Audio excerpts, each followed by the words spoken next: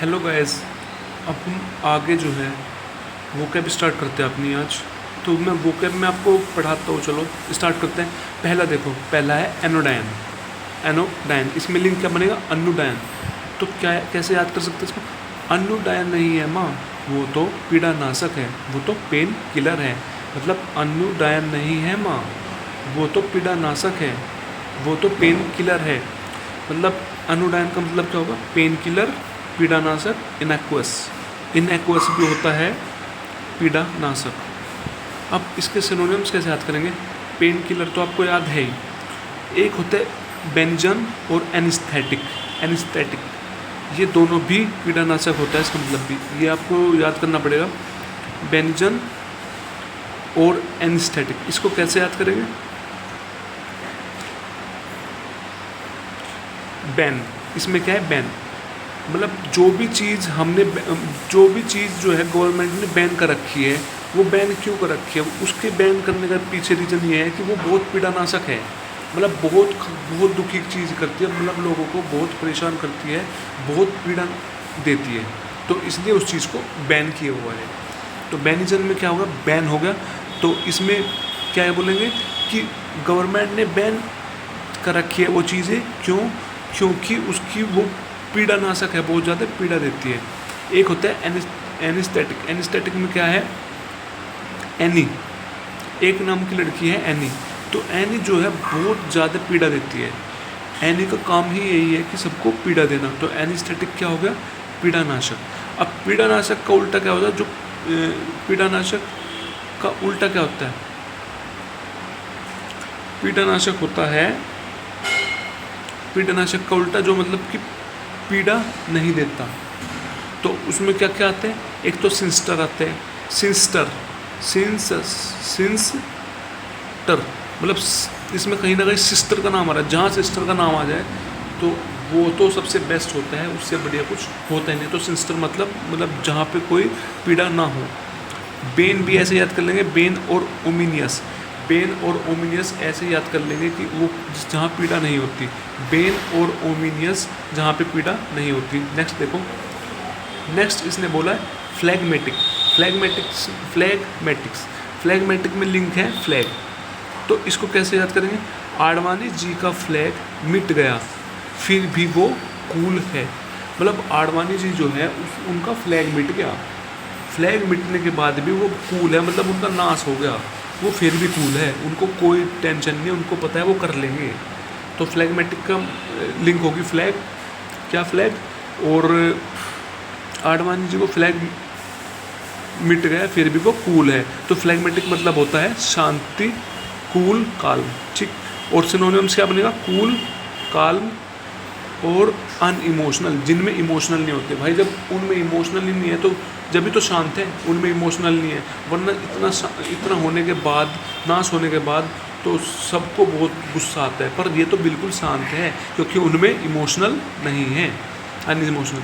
और इनका उल्टा होते हैं जो बहुत गर्म होते हैं, हॉट होते हैं, बहुत गर्म होते हैं, अपसेट। वो ये देखो दुखी हो जाता है इंसान, एक्साइटेड हो जाता है, मतलब कुछ ज़्यादा एक्साइटेड हो जाता है कि बहुत गलत हुआ है, मैं इसका बदला लूँगा। ये चीज़ें चलती रहती हैं दिमाग में। अब नेक्स्ट देखो, नेक्स्ट है मुन्नीफिसेट। क्या है? मुन्नीफिसेट। मुन्नीफिसेट में क्या लिंक है? मुन्नी फीस। तो इसने क्या बोला? मुन्नी फीस। तो मुन्नी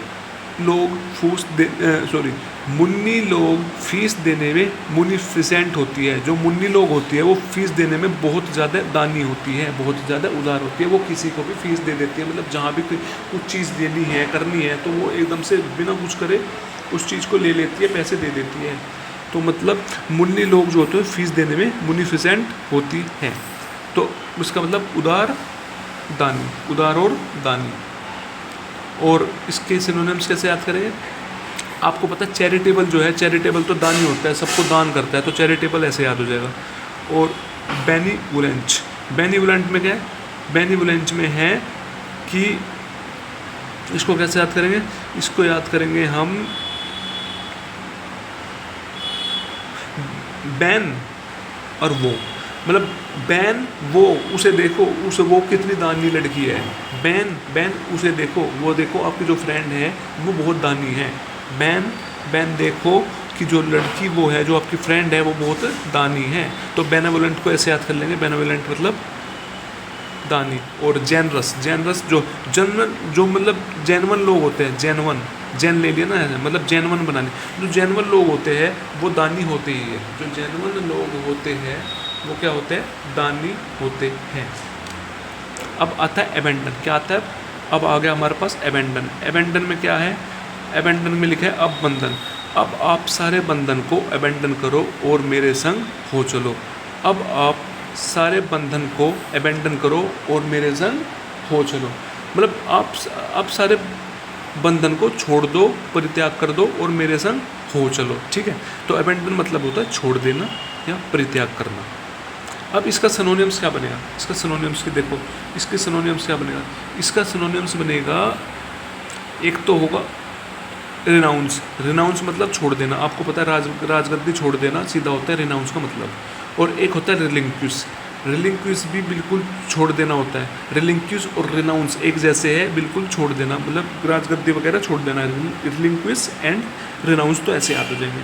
फोरसेक, फोरसेक में आता है शेक, मतलब जिससे भी हम देख, जिसके साथ तू रहता है ना, मतलब मुझे किसी ने बोला कि जिसके साथ तू हाथ शेक करता है, जिसके साथ तू रहता है, जो तेरा दोस्त है, वो तुझे एक दिन छोड़ देगा, वो तुझे एक दिन छोड़ देगा, वो तुझे एक दिन छोड़ देगा, जब तक उसका काम नहीं हो जाता।